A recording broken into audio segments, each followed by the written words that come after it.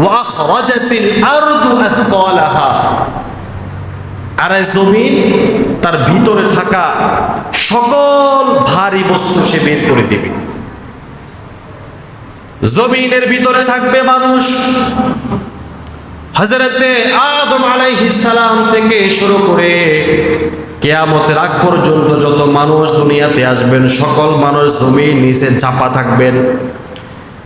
ইসরাফিল আলাইহিস সালাম যখন ফুৎকার দিবেন, দ্বিতীয়বার ফুৎকার দেওয়ার সঙ্গে সঙ্গে জমিন ফেটে যাবে। হাদিসের মধ্যে আসছে জমিন বমি করবেন।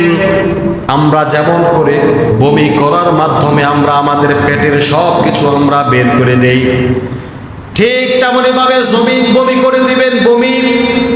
বমি করার মাধ্যমে জমিনের পেটে থাকা সব কিছু সে বের করে দিবেন। সকল মানুষকে জমিন বের করে দিবেন, সকল মানুষ আবার জীবিত হয়ে যাবে। জমিনের ভিতরে থাকা সকল ধরনের খনিজ পদার্থ আল্লাহ পাক সেদিন বের করে দিবেন। স্বর্ণ মুদ্রাগুলা বের হয়ে যাবে, খনিজ পদার্থ বের হয়ে যাবে।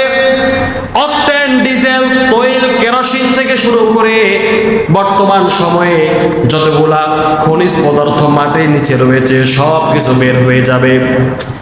মানুষ তখন দেখতে পারবে কিরে স্বর্ণের পাহাড়, রূপার পাহাড়, তেলের পাহাড়, সকল খনিজ পদার্থ পাহাড়ের মতো করে মানুষের সামনে দাঁড়িয়ে থাকবে। আর মানুষগুলা ছোটাছুটি করবে। একদিকে স্বর্ণের পাহাড়, আরেকদিকে জমিন কাঁপাকাঁপি করছে। এমন অবস্থা যখন দেখবে তখন মানুষ আফসোস করে বলবে হত্যাকারী আসবে। যে দুনিয়াতে সম্পদের কারণে মানুষকে হত্যা করেছিল, খুন করেছিল, হত্যা করার পর ইন্তেকাল করেছে, হত্যাকারী স্বর্ণের পাহাড় দেখার পরে হত্যাকারী আফসোস করে বলবে আরে স্বর্ণ, আহারে স্বর্ণ, তোর কারণে আমি মানুষকে হত্যা করেছিলাম, আজকে তুমি স্বর্ণ পাহাড়ের মতো করে আমার সামনে দাঁড়িয়ে আছো, এই স্বর্ণ আমার কোনো কাজে আসে না। আত্মীয়তার সম্পর্ক ছিন্নকারী আসবে, আফসোস করবে আর বলবে আরে অর্থ সম্পদ জমানোর কারণে কত আত্মীয় স্বজনের সঙ্গে আমি আত্মীয়তার সম্পর্ক ছিন্ন করেছিলাম। এই সম্পদের জন্য কত আত্মার সম্পর্ক ছিন্ন করেছি। নিজের সম্পদ থাকার পরেও প্রকাশ করি নাই।